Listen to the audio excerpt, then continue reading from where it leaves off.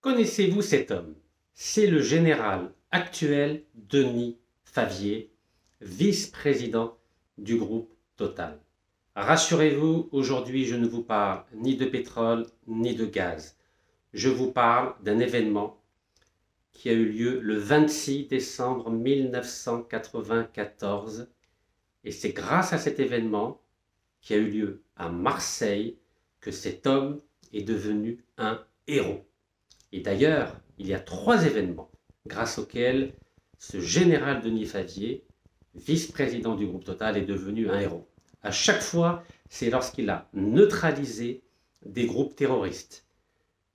Décembre 1994, il neutralise 4 terroristes à l'aéroport de Marseille. Avril 2008, il neutralise un groupe terroriste somalien qui avait pris d'assaut un voilier sous pavillon français. Et le 9 janvier 2015, il neutralise des terroristes musulmans intégristes, en l'occurrence les frères Kouachi, qui avaient perpétré l'attentat contre Charlie Hebdo. Donc c'est grâce à ces 3 faits d'armes que le général Denis Favier et actuel vice-président du groupe Total est devenu un héros. C'est pas moi qui le dis, c'est M. Bernard Cazeneuve, Premier ministre français en 2016. Bernard, toujours un Bernard, je vous ai parlé de 2 autres Bernard. Bernard Bajolet, ambassadeur de France à Alger entre 2006 et 2008. Bernard Régnier, ambassadeur de France entre 2013 et 2017 à Alger. Et tous deux, vous le savez, sont devenus juste après directeurs des services secrets français.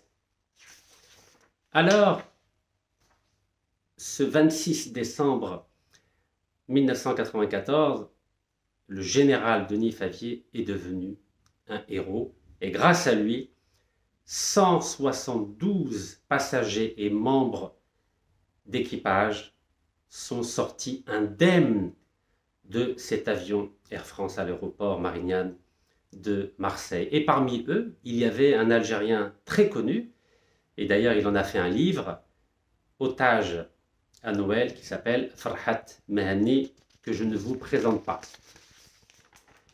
Alors, ce héros, qu'est-ce qui lui est arrivé, ce héros?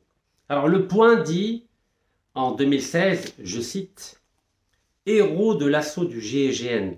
GIGN, c'est le groupe d'intervention de la gendarmerie nationale, car le général Denis Favier, à l'époque, il était commandant, était le patron de ce groupe qui a réussi cette opération à l'aéroport de Marseille. Donc, héros de l'assaut du GIGN en 1994 sur l'aéroport de Marignane-Marseille, fin politique et patron pugnace de la gendarmerie. Car, grâce à ses faits d'armes, il est devenu, entre 2013 et 2016, le patron de la gendarmerie nationale française. Donc, le général Denis Favier, en 2016, il avait 57 ans, il était sur le départ.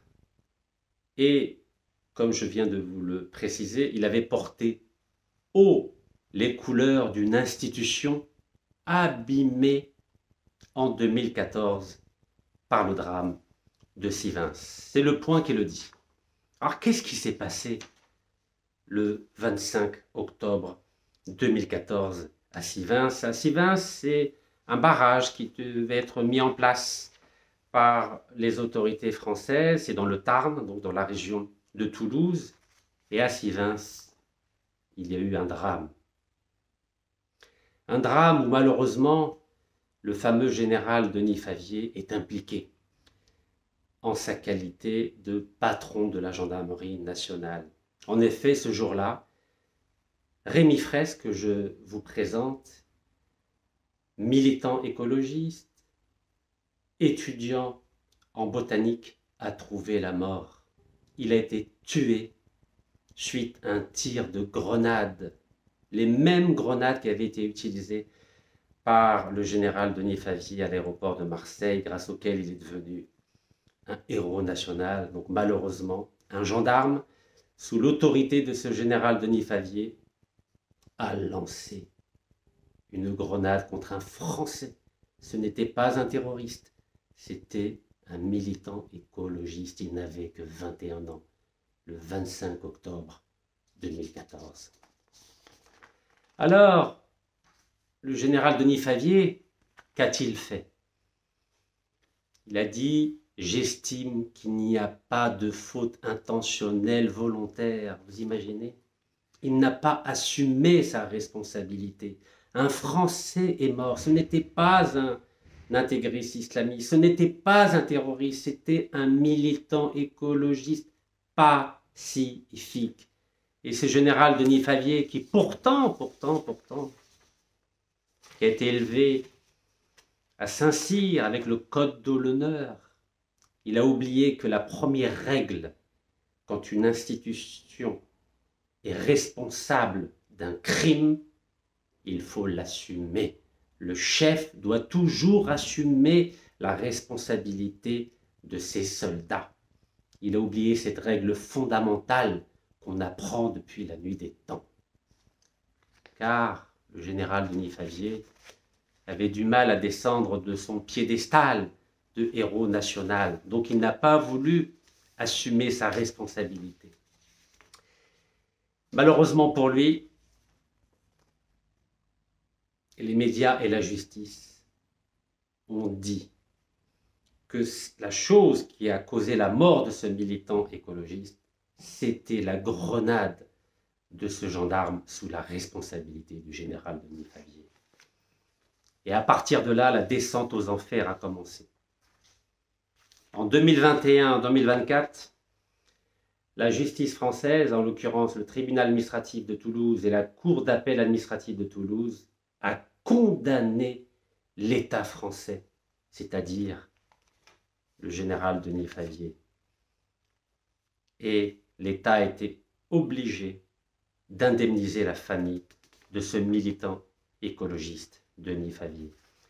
Et c'est la raison principale qui a fait que, quelques années auparavant, c'est-à-dire en 2016, Denis Favier, qui ne voulait pas vivre ce déshonneur, n'a pas attendu la décision de la justice pour quitter le navire de la gendarmerie française, et il a décidé, en catimini, c'est-à-dire en cachette, comme un petit voleur, il a décidé de quitter son costume de patron de la gendarmerie nationale pour occuper un poste beaucoup plus lucratif, et qui est le poste qu'il occupe toujours aujourd'hui, c'est-à-dire depuis 8 ans et demi, de vice-président du groupe Total en charge de la sécurité.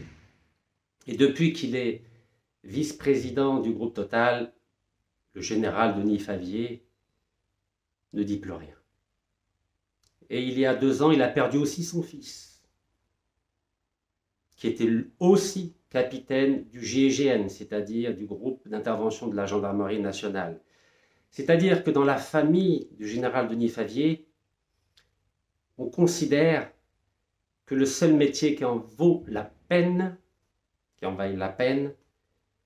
c'est de neutraliser des personnes, des terroristes qui portent atteinte à l'ordre public.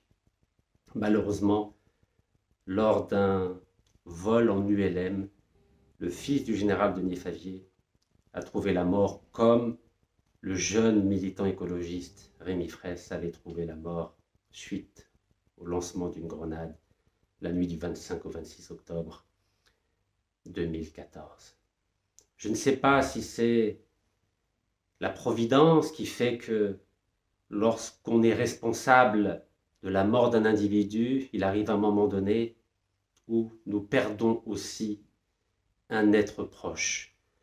Je ne veux pas rentrer dans ces considérations-là, en tout état de cause.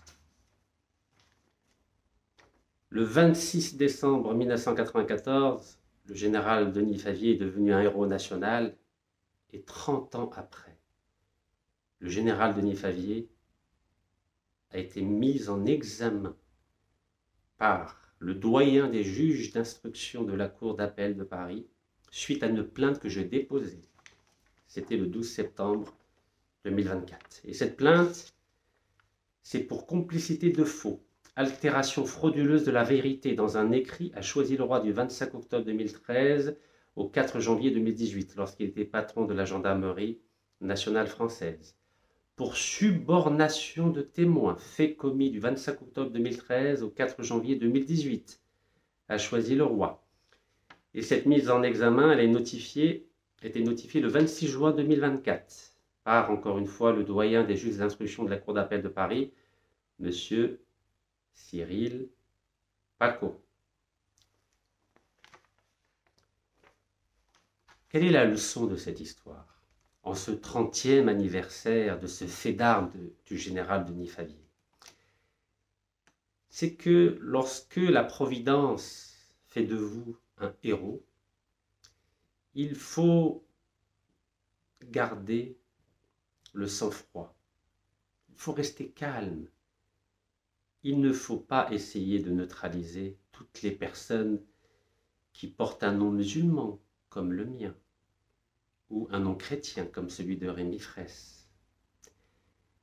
Il faut rester humble, il faut agir dans le respect des lois de la République, et il ne faut pas chercher à obtenir d'autres médailles en neutralisant des militants pacifiques. Ce fut le cas en 2014 avec Rémi Fraisse, et ce fut le cas aussi avec moi la même année, 2013-2014, lorsque j'ai été pour la première fois candidat à la candidature en Algérie, et que ce général Denis Favier avait décidé de me neutraliser en utilisant des méthodes extra-légales pour m'empêcher de militer à l'époque contre l'exploitation du gaz de schiste dans mon pays.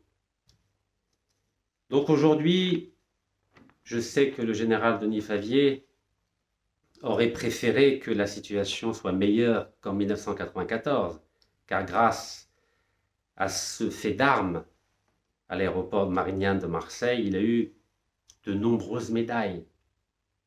Médailles d'honneur au Liban, au Sénégal, en Côte d'Ivoire, en ex-Yougoslavie. Mais aujourd'hui, la roue a tourné et mon général Denis Favier, préparez-vous à un procès où il faudra répondre de vos actions passées, car comme on dit dans notre culture, la roue, elle tourne, et j'ai la ferme conviction que la roue qui va tourner va vous permettre de réfléchir à ce que vous avez fait, et de bien dans votre vie, et de mauvais dans votre vie. À bientôt. Tahiyat Jazair. Wallah yarham Shuhada.